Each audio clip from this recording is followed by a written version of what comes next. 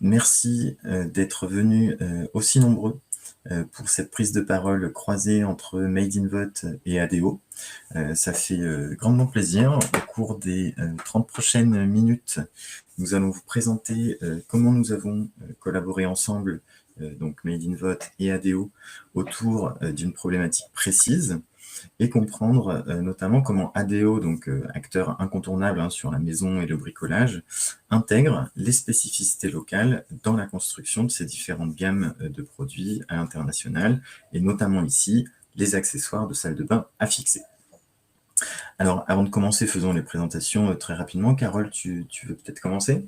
Oui, alors bonjour à tous. Je suis Carole Boudot et je suis chargée d'études au groupe ADO que je vous présenterai tout à l'heure un petit peu plus en détail. Super, merci Carole. De mon côté, c'est Clément Gandouin, directeur du pôle Insight chez Made in Vote. Donc, pour faire très simple, toute la partie méthodologie, accompagnement client, analyse des résultats et puis partage des enseignements, bien évidemment. Alors, avant de rentrer dans le vif du sujet, je me permets de présenter Made in Vote très rapidement. Nous sommes un institut d'études qu'on pourrait nommer nouvelle génération, dans la mesure où, contrairement aux approches plus traditionnelles, nous n'allons pas interroger nos répondants via les panels, mais via les réseaux sociaux. Alors, vous allez me dire pourquoi les réseaux sociaux ? Eh bien, tout simplement parce que c'est une vraie mine d'or.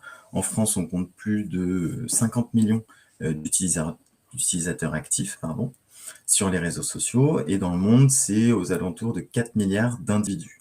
Donc un potentiel énorme pour aller chercher à la fois des cibles larges, mais aussi des cibles de niche qui sont justement réputées plus difficiles à atteindre. Alors pourquoi ça fonctionne ? Eh bien tout simplement parce que grâce aux réseaux sociaux, on sollicite les personnes dans leurs moments clés de disponibilité, quand ils ont du temps de cerveau disponible. Alors, l'air de rien, chaque personne, aujourd'hui, passe en moyenne 1h40 par jour sur les réseaux sociaux. Donc, on a quand même un grand champ des possibles. Et puis, au-delà de ça, on constate que finalement, sur les réseaux sociaux, ça offre un vrai niveau d'engagement, bien meilleur, par exemple, que les sollicitations par email, mais aussi des réponses sincères et authentiques. Puisque une de nos particularités, c'est qu'on n'offre aucune récompense aux répondants. Ils s'expriment vraiment de manière spontanée sur les sujets qui les concernent réellement. Alors du coup, les réseaux sociaux, aujourd'hui, c'est un peu la suite logique. Après les enquêtes papier, par téléphone, par Internet, il est venu, du coup, alors non pas le temps des cathédrales, mais bien les réseaux sociaux. Et en ce qui concerne, et ce qui est important, envie de préciser effectivement, c'est que cette transition vers les réseaux sociaux, elle concerne finalement tous les secteurs d'activité. Aujourd'hui, il y a de nombreuses marques et collectivités qui nous font confiance pour leurs projets d'études et de connaissances clients, alors que ce soit dans le tourisme, le luxe, la grande consommation, la mode, le retail, l'immobilier, les collectivités, les banques et assurances, les cabinets de conseil ou encore les instituts d'études avec qui on collabore très régulièrement sur des sujets très variés. Et parmi nos clients, on retrouve notamment ADO, avec qui on a collaboré il y a quelques semaines sur une super étude autour de la salle de bain. Donc Carole, tu veux peut-être nous en dire plus sur ADO et puis de façon plus large sur la façon dont vous voyez l'intérêt des études dans votre démarche de développement produit. Oui, alors ADO, c'est vrai que c'est un nom qui parle peut-être pas à beaucoup, mais par contre, vous connaissez sans doute bien mieux notre enseigne phare Leroy Merlin. Donc, on est une entreprise plateforme en fait qui regroupe 26 entreprises autonomes mais largement interconnectées. On a un groupe international, on est présent en tout cas côté Leroy Merlin dans 13 pays avec 900 points de vente donc en France et à l'international. Ce qui fait de nous, en fait, le troisième acteur mondial sur le secteur du bricolage et de l'aménagement de l'habitat et le premier acteur en Europe. Super. Et voilà, donc pour vous parler un petit peu de notre rôle aux études, donc je parle nous parce que je fais partie d'une petite équipe de 3 avec ma responsable Hélène Détombe et une collègue Caroline Barbier. On est intégré non pas à la direction marketing d'ADO, mais plutôt à la direction qu'on appelle industrielle et dont le rôle en fait est le développement et la conception des produits marques propres qui sont ensuite commercialisés chez Leroy Merlin. Alors, il n'y a pas une marque propre chez Leroy Merlin, enfin qui s'appellerait Leroy Merlin. Il y a 14 marques qui correspondent plus ou moins aux 14 rayons qu'on va trouver dans cette enseigne. On travaille, nous, en termes de sujets d'études, essentiellement en fait sur les usages des produits, mais aussi les usages dans l'habitat qui reste quand même notre cadre de référence, avec des méthodes d'enquête diverses et variées, du quanti, du quali, voilà, on balaye à peu près toutes les méthodos habituelles. Et récemment, en fait, on s'est doté d'une plateforme interne qui nous permet de faire nos propres études auprès des clients Leroy Merlin à l'international. Et ce qui nous a permis, en fait, de développer des types d'études plus opérationnelles tout au long, en fait, du process du développement des produits, avec des tests de concept, des tests de design, des tests de pack et des tests aussi de tous les moyens de communication autour de la commercialisation des produits. Donc, on est une équipe vraiment, en fait, au service. Enfin, notre mission, elle est vraiment en support du développement des produits, au service, en connexion étroite avec les équipes opérationnelles, designers, directeurs des marques, ingénieurs, chargés de com, voilà, des métiers tout à fait différents. Notre groupe, donc, c'est un groupe international et donc on a un véritable enjeu, en fait, sur nos études, c'est de mailler et la dimension de la comparaison internationale dans le but d'aller chercher, d'aller détecter ce qui, d'un point de vue client, habitant, consommateur, est commun entre un habitant français, un habitant russe, un polonais, un grec, et aussi tout en restant en fait très très proche des spécificités locales de chacun des pays. Dans la mesure où, d'une part, notre groupe est très très décentralisé, la valeur du local prime toujours en fait sur la dimension commune ou internationale, et aussi parce que, enfin, comme vous le savez, habiter, voilà, les modes de vie, c'est très très culturel, c'est très local, et donc on peut pas se priver en fait de ces différences-là dans le développement de notre offre. Donc voilà, on cherche toujours à mailler en fait et trouver un équilibre entre ce qui est commun, ce qui rassemble, et puis aussi ce qui fait la différence, et sans vouloir gommer en fait toutes ces différences-là. En termes aussi de rythme, nous, aux études, sur cette direction industrielle, on est très dépendant en fait du rythme du développement des produits. On doit s'inscrire dans les timings des équipes, les timings qui sont souvent très très rythmés, ce qui nous donne des fortes contraintes en fait sur le métier. Super, merci Carole. Donc on va justement prendre un cas très concret pour la suite de cette présentation, une problématique, comme je le disais, sur laquelle on a pu collaborer en début d'année, donc la construction d'une nouvelle gamme d'accessoires de salle de bain à fixer, pour la marque propre Sensea en l'occurrence. Alors pour que tout le monde comprenne bien les enjeux sur cette problématique, est-ce que tu pourrais nous en dire un petit peu plus sur le contexte business et études sur cette catégorie et puis sur cette gamme en particulier, et puis peut-être également nous préciser quels étaient les besoins des équipes opérationnelles lorsqu'ils sont venus te voir pour justement lancer cette étude. Alors l'enjeu, donc c'est résumé, hein, c'était la construction en fait d'une nouvelle gamme sur la catégorie de produits accessoires de salle de bain à fixer. Donc ça c'est important, le à fixer. Voilà, c'est une catégorie de produits à fort volume d'affaires, chiffre d'affaires, volume de vente. Et voilà, on est en train de revoir pour remoderniser un peu le côté des styles et son esthétique, mais aussi pour redonner un peu une cohérence autour de cette gamme d'accessoires pour donc la marque Sensea. Les besoins des équipes, c'était vraiment, ils avaient besoin de tout, étant donné qu'ils n'avaient strictement aucune connaissance de ce que les habitants ont chez eux, des modes de consommation sur ces produits-là. Donc, on démarrait vraiment de zéro en termes de connaissances. Alors, ce qui les intéressait, c'était effectivement de savoir déjà une répartition entre des accessoires qui sont plutôt à poser, des accessoires qui sont à fixer, sur les accessoires à fisser, il y a différents modes de fixation. Il y en a qui se collent avec de l'adhésif, il y en a qui sont en ventouse, il y en a qui sont à vis, etc. Donc on avait besoin un petit peu de cet état des lieux de l'accessoire dans la salle de bain. Et puis aussi des notions autour de la coordination entre les accessoires eux-mêmes, entre les accessoires et d'autres équipements au sein de la salle de bain, voilà, sur des notions plus décoratives. Et puis aussi, donc cette notion de fixation est importante pour essayer aussi de voir s'il y a une corrélation entre le mode de fixation et une potentielle montée en gamme au sein des accessoires de la salle de bain. Donc, par exemple, est-ce que une fixation avec une vis fait que l'accessoire il doit être d'un niveau, je ne sais pas, plus qualitatif, voilà, dans une gamme un peu plus haute que, par exemple, un accessoire qui sera apposé ou un accessoire qu'on collerait avec un adhésif. Donc, voilà, c'est des exemples comme ça. Donc, il y avait vraiment tout un besoin de connaissances pour ensuite alimenter et le designer et l'équipe plus large autour de cette nouvelle gamme. Super clair.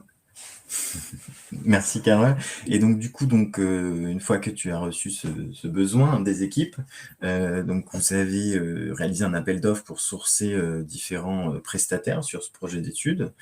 Concrètement, qu'est-ce qui fait que vous avez choisi les réseaux sociaux? Concrètement, quelle valeur ajoutée vous avez pu y percevoir, et puis qu'est-ce qui du coup vous a donné envie de choisir notre méthodologie sur ce projet précisément? Alors, c'était pas forcément un point de départ évident de notre côté, en fait. Des nouveaux acteurs comme Made in Vote dont tu as parlé, on les avait bien en tête depuis quelques temps. On surveille évidemment bien les évolutions sur le marché des études, sans pour autant avoir déjà testé un acteur comme Made in Vote auparavant. Et donc, c'est un concours de circonstances, en fait, du pourquoi on vous a intégré, vous, dans notre appel d'offres, où on a mixé, en fait, Made in Vote et d'autres acteurs plus classiques aussi sur le périmètre des études, afin d'avoir justement une comparaison un peu point par point sur un sujet concret qui nous intéressait, pour voir un petit peu ce que les propositions méthodologiques pouvaient donner, en quoi elles allaient être différentes, en quoi elles allaient être un peu similaires.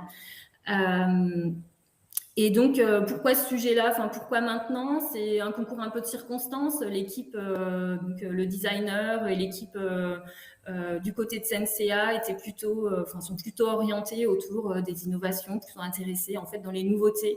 Alors pas forcément sur les études, mais voilà, ils avaient un profil qui matchait bien en fait pour moi, pour pouvoir tester en fait sur ce sujet-là. Et effectivement, ils étaient en fait ravis, même dès l'appel d'offres, de pouvoir mettre des acteurs un peu innovants dans ce sujet-là. Et puis, c'est vrai que moi, j'avoue aussi, j'avais quelques réticences quand même à inclure un acteur comme Made in Vote dans l'appel d'offres. Alors, pas tant sur le sujet de la fiabilité sur lequel on reviendra tout à l'heure, mais plus sur l'accès aux répondants, en fait. Voilà, j'avais peut-être dans ma tête un schéma un peu classique sur des panélistes, des gens qui viennent s'inscrire pour être sollicités ensuite par les marques, voilà, pour des études. Tandis que là, c'est plus, je trouvais en tout cas personnellement, plus un push sur les réseaux sociaux pour aller ensuite chercher des répondants potentiels. Donc voilà, j'étais un petit peu entre deux opinions, mais voilà, l'envie quand même de tester était quand même plus forte. Super. Merci Carole pour ce témoignage. Je pense que c'est un avis que sûrement il y a plein de professionnels des études qui partagent, donc c'est toujours super intéressant. Après, pardon, Clément, ce que j'ajoute, c'est qu'au niveau de l'appel d'offres, toujours les propositions, l'envie après de venir travailler avec vous, la proposition a été très convaincante dès le début, en fait, sur le plan méthodologique. Alors, sur l'accès aux répondants, mais aussi sur toute la partie la méthode plus générale sur la construction du questionnaire, les sujets qui étaient déjà abordés au moment de l'appel d'offres. Voilà, une méthode, une expertise, un savoir-faire en fait qui transparaissait dès ce niveau-là en fait. Super, c'est une transition idéale pour la suite. Puisque si on rentre un petit peu plus dans le détail, du coup, on va essayer de parcourir ensemble les grandes étapes du projet qu'on a pu mener justement sur les accessoires de salle de bain avec ADO. Alors, vous allez me dire qu'elles sont plutôt classiques, mais c'est important d'avoir cette vue d'ensemble, parce que tout d'abord, on va revenir ensuite sur chacune de ces étapes. Et puis, chez Made in Vote, on a vraiment à cœur d'accompagner nos clients sur l'ensemble du processus, vraiment de la phase de kick-off à l'appropriation des résultats par les équipes opérationnelles à la toute fin du projet. Alors concrètement, ces grandes étapes, lesquelles sont-elles? Tout d'abord, le kick-off, moment essentiel où on a pu échanger avec les équipes études d'ADO, donc les équipes de Carole, mais aussi avec les designers produits donc chez ADO, pour s'assurer vraiment qu'on soit vraiment tous alignés sur les enjeux, les besoins en termes de données à aller recueillir, les hypothèses et les croyances qu'on devait du coup valider, invalider, etc. La création du questionnaire, bien évidemment, qui est fait par nos soins chez Made in Vote, mais qui a bien entendu été alimenté en itération avec les équipes ADO, donc Carole, mais aussi les designers. La collecte des réponses, qui ici, en l'occurrence, a duré moins de 2 semaines pour aller recruter plus de 2500 personnes dans 7 pays différents. Les analyses, comme on le disait tout à l'heure, avec une optique purement alors locale, du coup, donc à la fois globale et locale, pour vraiment que le plan d'action pour les équipes soit le plus clair possible pour voilà, les utilisateurs finaux, et ça c'est vraiment important pour nous. Et enfin, la restitution des enseignements, qui a d'ailleurs été suivi d'un atelier de travail à chaud. Ça c'est une phase qui tient particulièrement à cœur à Carole et ses équipes, et on pourra en parler tout à l'heure. Alors si on zoome un petit peu sur la création du questionnaire, il est important de préciser que chez Made in Vote, on a une vraie conviction sur la partie rédactionnelle, puisqu'on a vraiment à cœur d'avoir des enquêtes réseaux sociaux compatibles. Alors ça peut sembler être un détail, mais en fait pas du tout. On avait notamment, comme tu l'as dit Carole tout à l'heure, de vrais enjeux sur cette enquête, puisqu'on souhaitait couvrir de nombreux sujets avec un questionnaire très riche. Donc on l'a dit, on voulait traiter à la fois de l'habitat et de la salle de bain sur chacun des 7 pays, des accessoires qui étaient possédés ou non, des modes de fixation utilisés pour chacun de ces accessoires, ceux qui sont souhaités, appréciés, rejetés, un focus particulier également sur les forces et faiblesses de chacun des modes de fixation, et enfin tout un questionnement sur la coordination des accessoires, que ce soit d'ailleurs entre eux ou avec le mobilier de la salle de bain.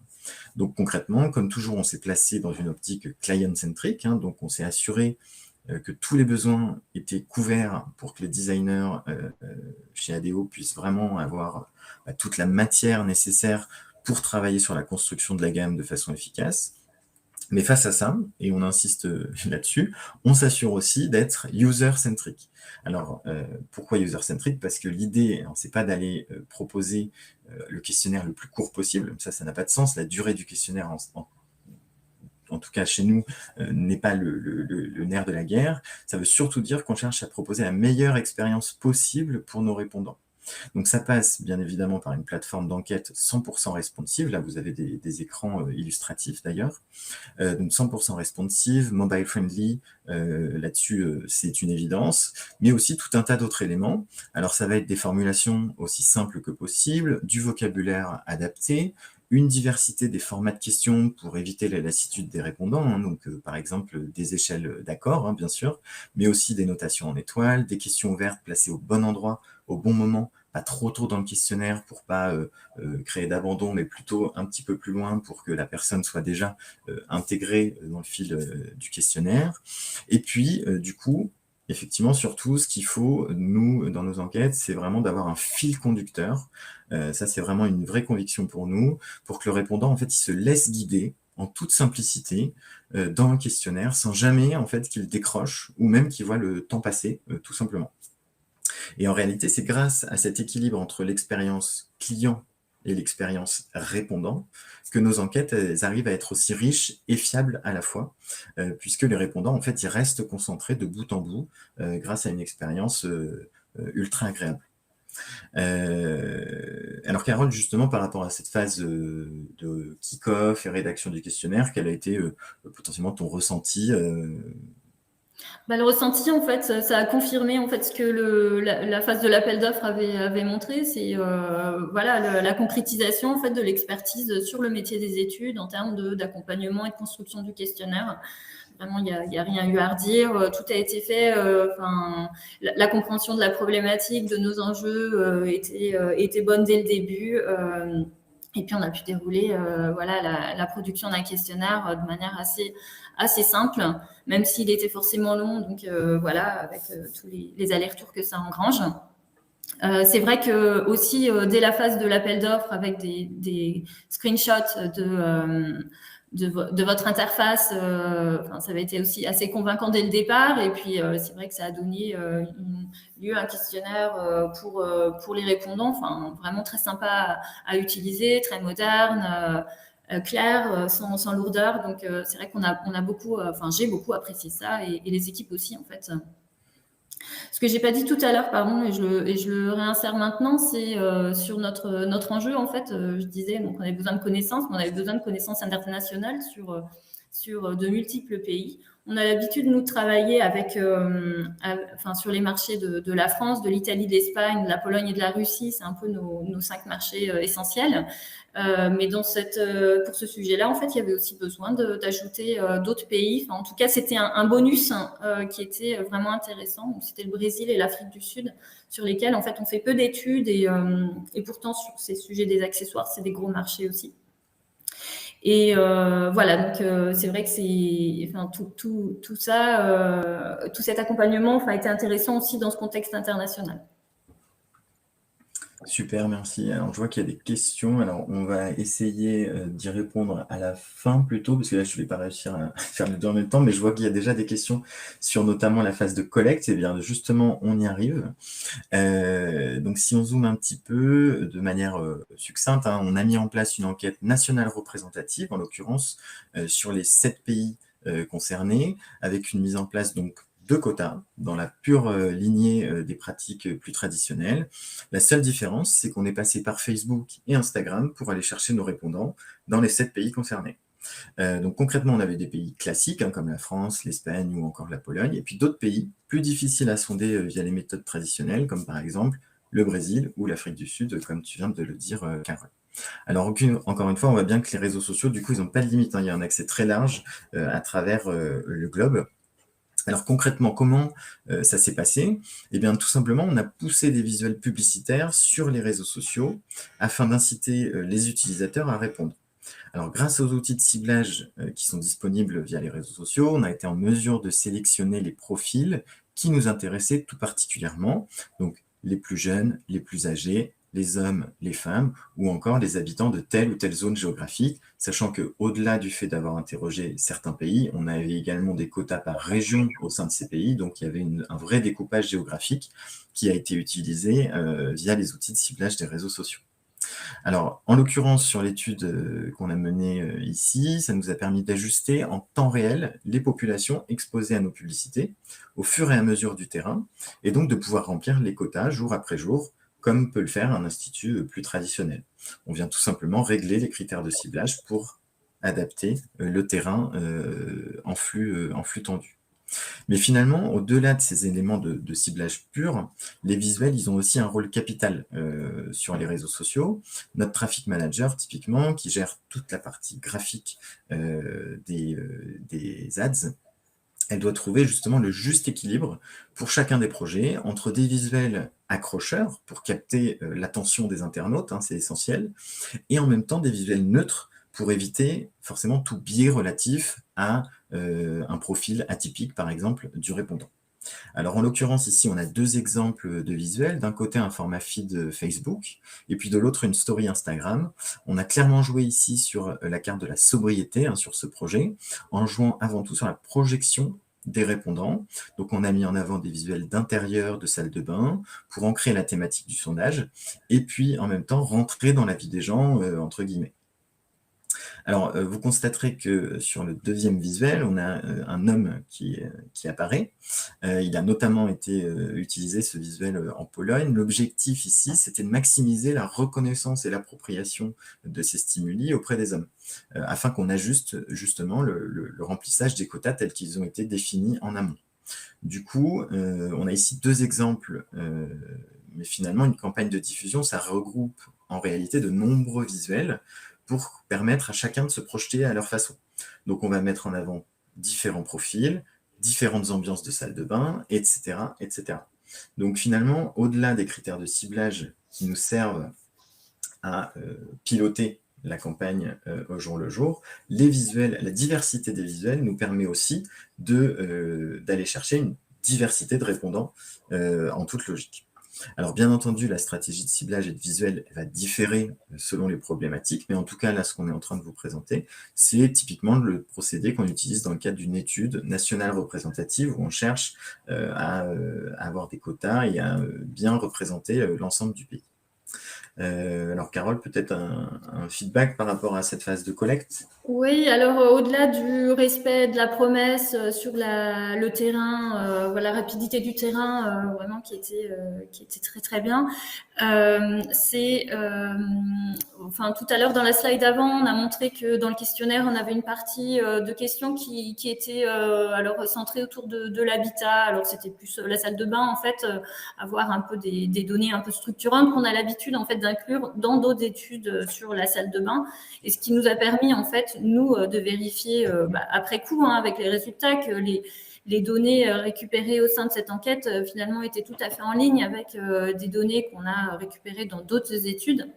Et ce qui nous a conforté aussi a posteriori sur la fiabilité de la méthode, en fait. Le ciblage était finalement le même ou aussi fiable que celui qu'on fait via un panéliste ou d'autres méthodes.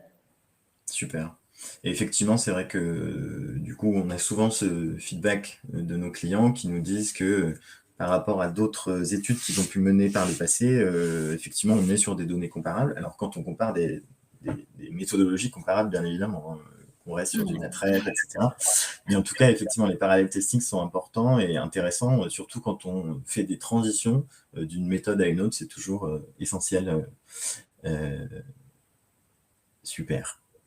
Alors, si on s'intéresse maintenant aux analyses qui ont été réalisées, il faut bien avoir en tête que de notre côté, tous nos projets incluent des rapports détaillés, clés en main, 100% ad hoc et adaptés aux problématiques spécifiques du client. L'idée, c'est toujours de fournir des réponses claires et limpides pour que vraiment le plan d'action des équipes opérationnelles soit toujours le plus simple possible. En l'occurrence, l'idée, c'était de coller parfaitement à la vision d'ADO, donc comme on l'a dit tout à l'heure, qui réside dans la mixité des approches.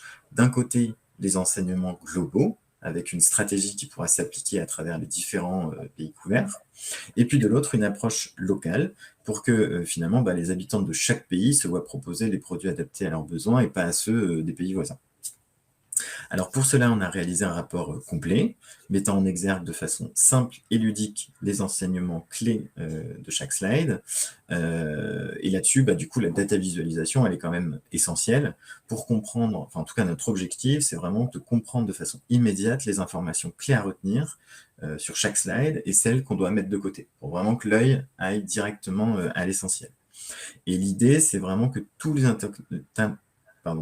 interlocuteurs qui sont finalement concernés par ces résultats d'études, ils puissent comprendre en toute autonomie les résultats, que ce soit donc aujourd'hui quand c'est frais dans leur tête, mais aussi dans 6 mois quand ils peuvent reprendre un rapport d'études.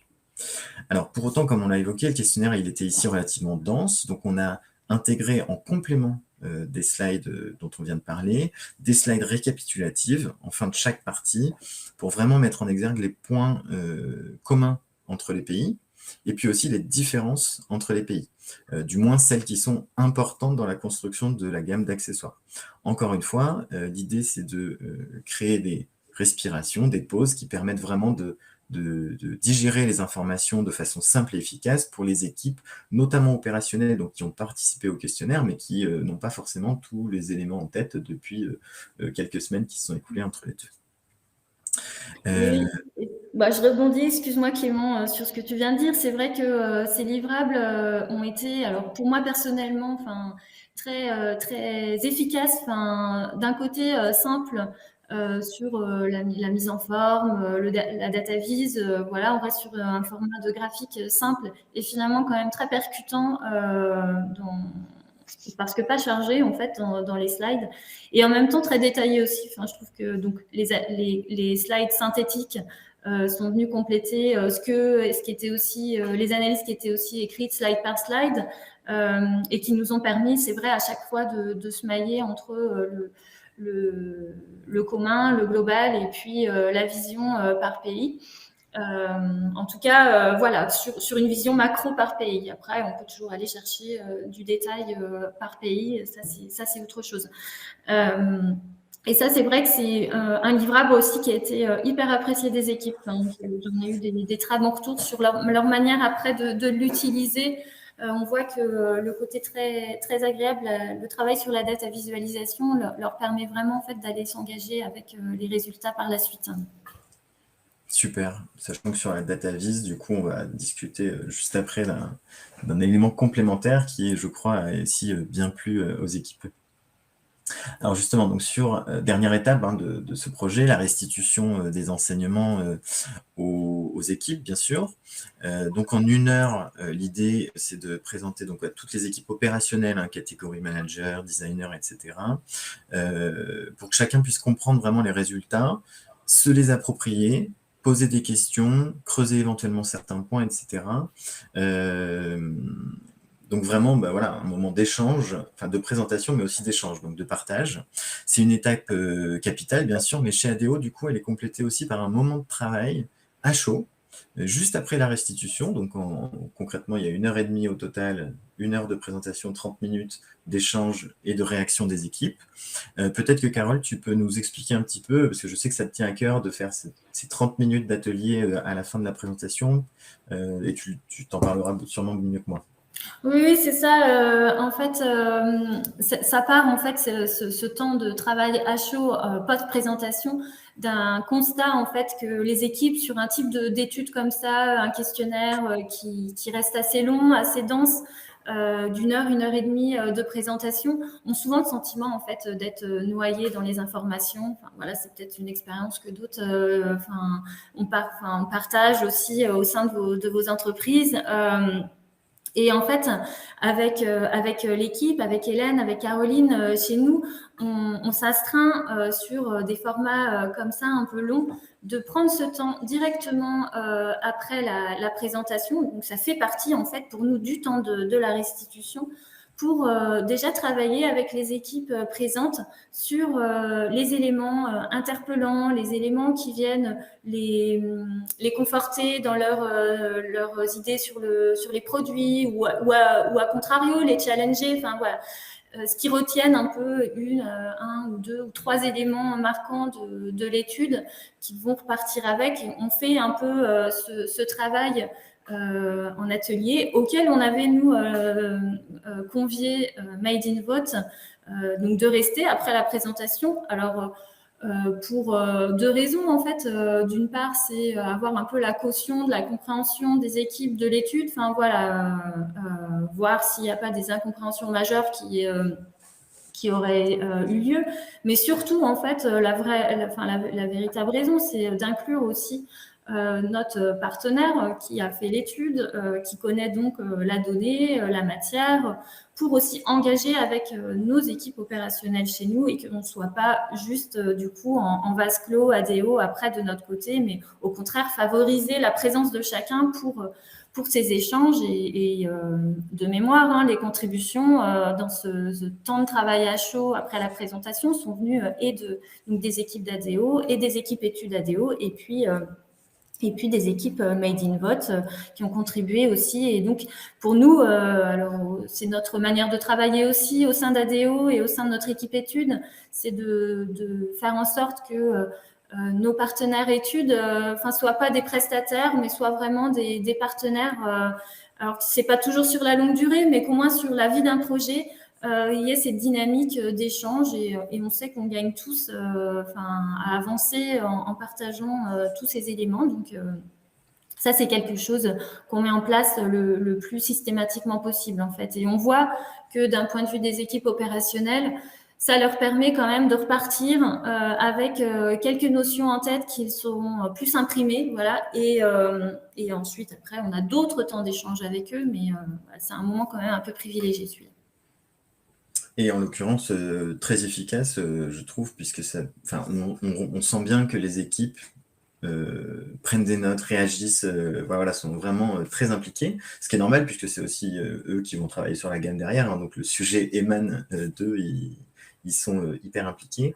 Et cette synthèse est importante puisqu'en fait, on se rend compte surtout que sur les 4-5 interlocuteurs opérationnels, tout le monde n'a pas retenu la même chose. Et du coup, il y a un petit débat qui se crée et c'est toujours super intéressant.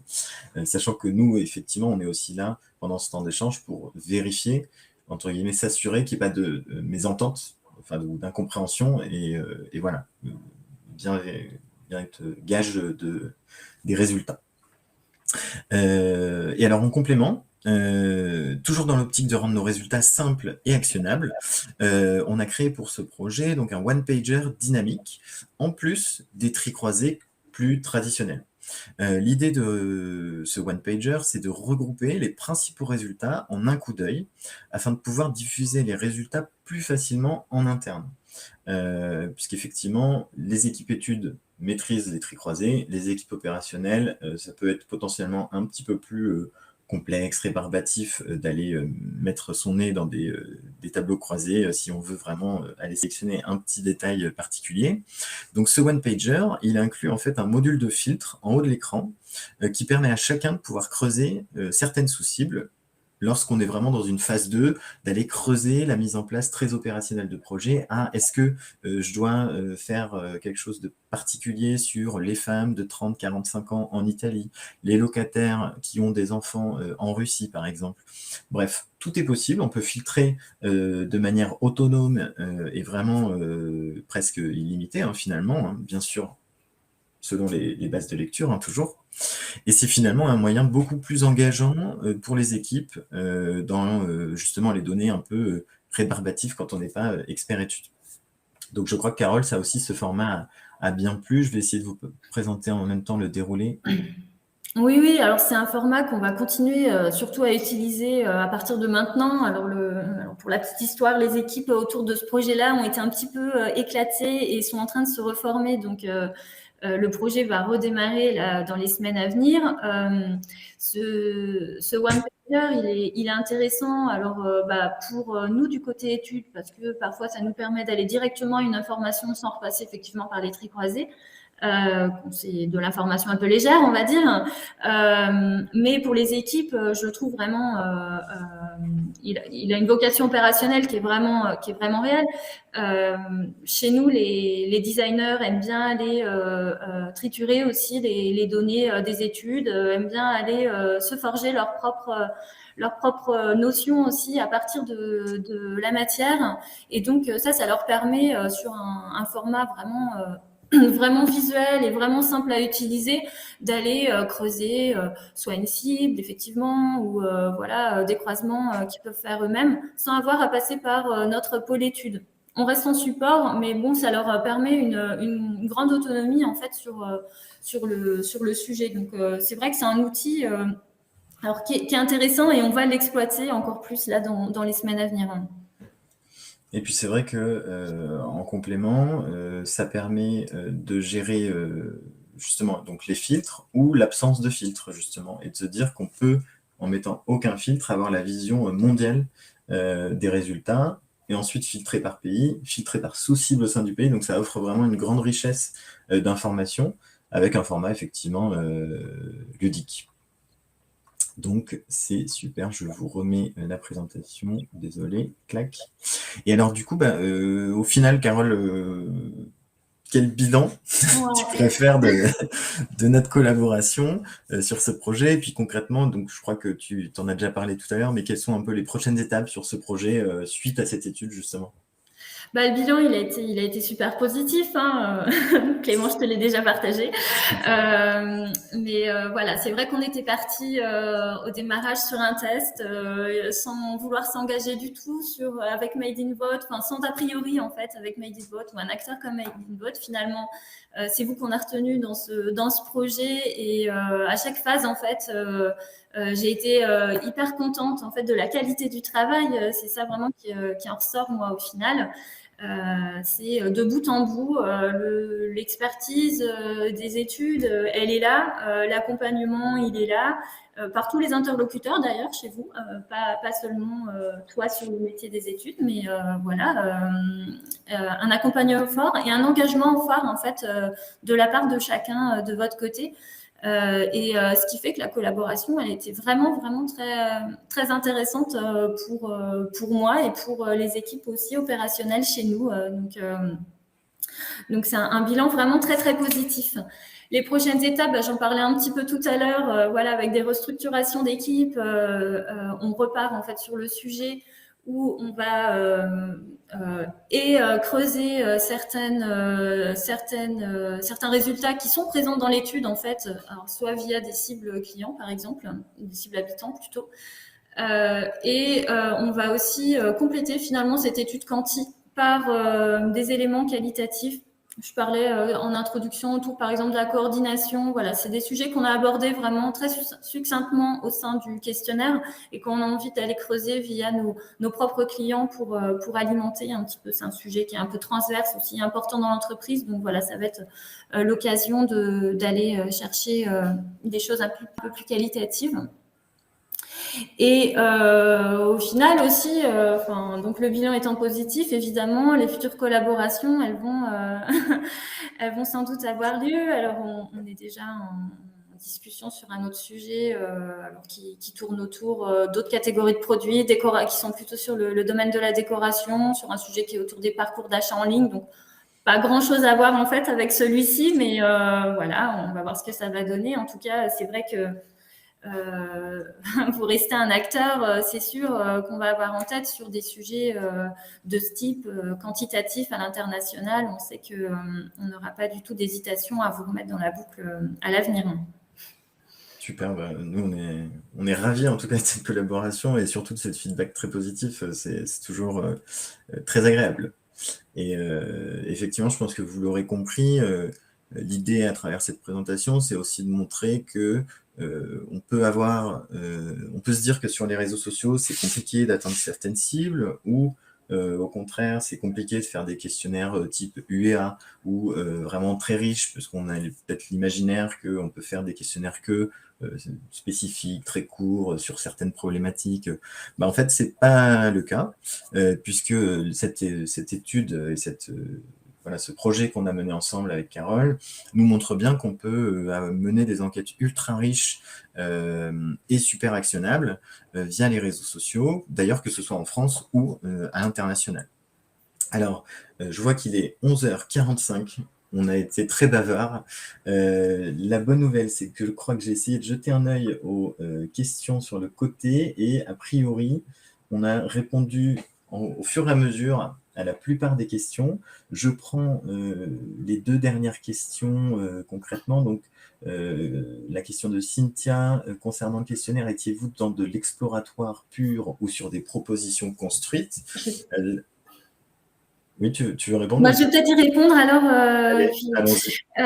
Donc, on était en fait sur un petit peu sur un mix. Le designer avait bien travaillé ses nouvelles propositions en amont avec une classification donc de ses produits par style, voilà, par famille de produits.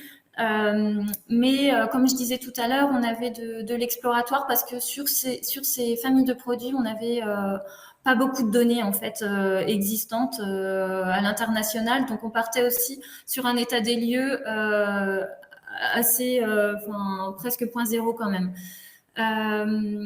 Néanmoins, comme il avait déjà travaillé en amont ses premières propositions de gamme, on a pu aussi réutiliser ça dans le questionnaire pour aller solliciter les habitants, notamment sur des propositions d'offres regroupées. Voilà, par exemple, est-ce qu'on a besoin d'un porte-serviette avec un dérouleur de papier toilette ou avec un porte-brosse à dents? Enfin voilà, est-ce que ça peut faire partie d'un kit? Qu'est-ce qui peut faire venir partie d'un kit pour ensuite travailler ces offres groupées et coordonnées?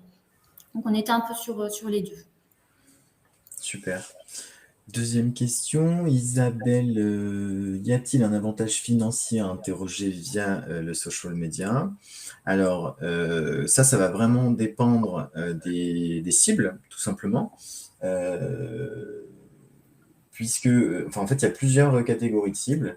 On a les cibles larges, où on va retrouver un avantage financier, je pense, qui sera globalement similaire. Alors, ça dépend à qui on compare, hein, des grands secteurs, des petits, des moyens. Enfin voilà, le marché des études est quand même très divers. En tout cas, pour sûr, sur les cibles plus restreintes ou des pays particuliers, par exemple, là, on va avoir un vrai avantage, mais qui, du coup, Isabelle, je rebondis, vous parlez de phase de recrutement automatisée. C'est pas tellement via l'automatisation qu'on va améliorer les coûts, mais plus sur le fait de pouvoir tout simplement atteindre des cibles qui sont beaucoup plus compliquées à aller interroger via on va dire les panels plus traditionnels. Typiquement, je pense aux jeunes, aux hommes, aux populations B2B. Il n'est pas rare qu'on interroge des agriculteurs, des professionnels du BTP, des directeurs RH, des CEO, etc., sur tout un tas de sujets. Et puis, des cibles également un peu plus compliquées, type consommateurs de boissons végétales au cours des 2 dernières semaines ou des choses comme ça. Enfin, voilà. Après, il y a toute une diversité. Bien sûr, je vous invite à nous contacter si vous avez un besoin précis, hein, pour qu'on puisse revenir vers vous avec tout simplement une méthodologie détaillée. Combien de temps de bout en bout entre l'expression du besoin et la restitution des résultats? Alors, ça c'est intéressant. Là, on le disait, alors ça va dépendre bien évidemment du volume de répondants et de la complexité de la cible. Généralement, on peut se dire que de bout en bout, on a entre 3 et 4 semaines. Alors, à partir de la validation du questionnaire, bien sûr, parce que expression du besoin, évidemment, nous, si on est réactif, on peut faire un mois, mais des fois, le questionnaire peut prendre 2 semaines, 3 semaines, enfin, ça dépend après de chacun et des modes de validation en interne. Mais en tout cas, voilà, on peut se dire que c'est aux alentours des 25-26 jours. Et puis sur les problématiques internationales, multi-pays, comme il y a un plus de travail au niveau de l'analyse des résultats, là on va plutôt être sur 30-35 jours au total, mais donc on peut retenir un mois de bout en bout pour faire très simple, Cynthia. Bah, c'est vrai que j'ajouterais, juste à ça, Clément, qu'une fois qu'on a pu valider le questionnaire avec vous sur ce sujet-là, effectivement, le terrain s'est déroulé dans les temps qui avaient été annoncés. L'analyse aussi, elle a été finalement livrée rapidement, aussi parce que nous, on a eu aussi des contraintes de notre côté qui ont fait qu'on a dû même raccourcir le temps d'analyse et vous avez aussi été en mesure de livrer en avance. Par contre, nous, effectivement, on a pris notre temps sur la rédaction du questionnaire parce que, comme on disait, on inclut les équipes, donc ça fait beaucoup d'allers-retours, beaucoup de gens qui sont inclus dans l'écriture, et avec voilà les autres projets qui sont, voilà, le temps à trouver dans les agendas de chacun. Mais une fois que tout ça s'était bouclé, effectivement, ça a été très très vite. Super. Alors je vois que le temps, on va le dire, hein, est écoulé malheureusement. On ne peut plus tirer sur la corde. Merci à tous pour votre écoute. Merci évidemment Carole pour ton témoignage. J'espère que notre prise de parole croisée a pu vous éclairer et vous inspirer pour vos futurs projets, que ce soit en termes d'organisation en interne chez vous ou avec pour choisir voilà, vos futures prestations d'études. En tout cas, n'hésitez pas à nous contacter si vous souhaitez en savoir plus. Je vous ai mis mon adresse email ici. Et puis, quoi qu'il arrive, vous recevrez d'ici quelques jours le replay du webinar, bien évidemment. Merci encore à tous et passez bien évidemment une très bonne journée. Merci à tout le monde. N'hésitez pas non plus à revenir vers moi si vous avez besoin.